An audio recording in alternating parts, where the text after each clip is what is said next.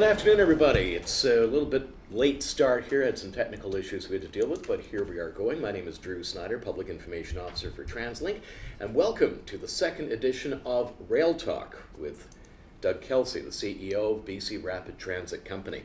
We had a bit of a reminder a couple of days ago about just what our Christmas time was like with the snow that was, well, it actually did come down in some parts of the Fraser Valley, not so much in downtown Vancouver, but it reminded us of some of the things that we had to deal with, especially the transportation system. And it's a good way of getting into today's topic, which is how the transit system, particularly SkyTrain, performed during the winter time.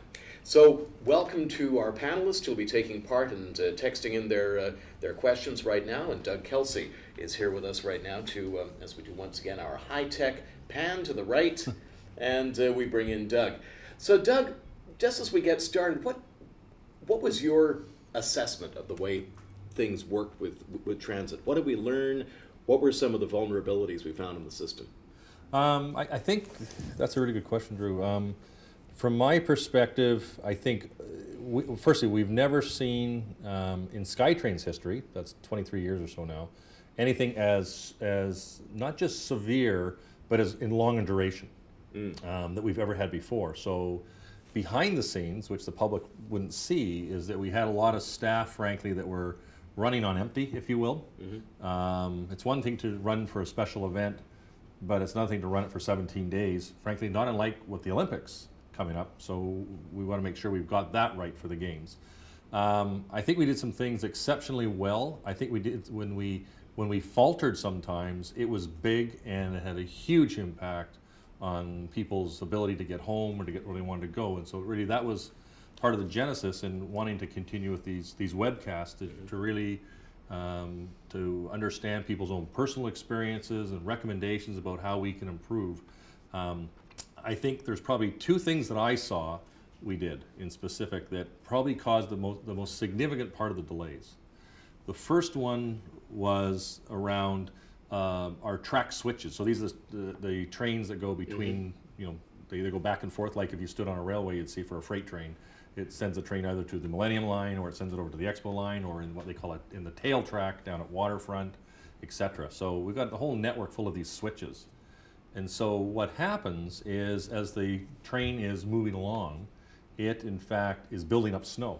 So it's not necessarily snow that's falling, it's snow that's either been picked up by the speed, not unlike, envision if you drive a car, the back end two wheels of your car, just behind the wheel well, right? So it just kind of builds up into these big chunks.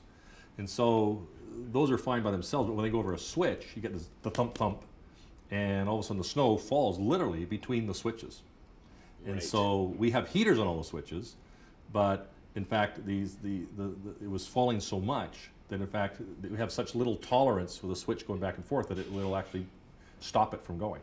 So we had those going throughout when we haven't experienced that for such length of periods of time before. And those heaters, which you point out, they operate at 150 degrees Celsius. Yep, yeah, they're, but the key in this case it wasn't enough. Exactly. Normally, it handles it really well, and our customers wouldn't even care or know. So these were conditions that actually defied the switch heaters. It went beyond the design of what most switches anywhere, not just here, would have to go through. So, for example, we knew the New York system has an automated system. It had trouble too.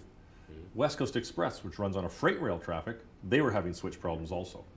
So it was pretty common through all the rail systems, freight or otherwise. Everybody was experiencing the same challenge, but ours are significantly exacerbated because you know what, you can always delay a freight train full of lumber without a lot of problem.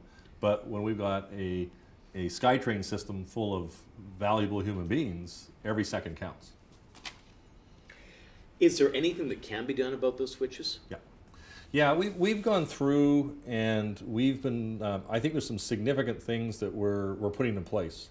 And the first thing is, on the switches, we're actually looking at things like, can we use, actually have staff stationed by key switches to actually blow out the snow as each train or each chunk of snow falls from underneath the body of the train. Secondly, and one thing I didn't mention is we also, for the first time ever in 23 years, we actually had 5 trees fall across the guideway. Right while the trains were in service. So before that, a few years ago, we'd had 1 in 23 years. So this went well beyond. Normally, we have an arborist we work pretty closely with, and they had always gone through, each year go through and look at the trees and what do we have to cull out, et cetera, it might be at risk. In this case, with the amount of snow, the weight of the snow, and the duration of the snow, it really exacerbated that. So that's another change we're going to make. And then the third change we're going to make, which I think will be very significant, is we have, because we have an automated train system, it's called a loop. So if you actually look between, if you're standing at the station, or you're looking down the track sometime, you can actually see these wires between the rails that go out and then they cross over and they go a little bit further. Right. And those are communication points for simple terms. And some of those things, they're like wire, if you will, but they're for communicating our automatic train system. Some of those joins, if you will, or splices, we had real problems with some of them. Right. And so we're going through the whole network, over about 30 miles of this, that will be in place, for example, for next winter, and let alone the Olympic Games. So I think those 2 things, in particular on the switches and the splices, will significantly improve results for everybody.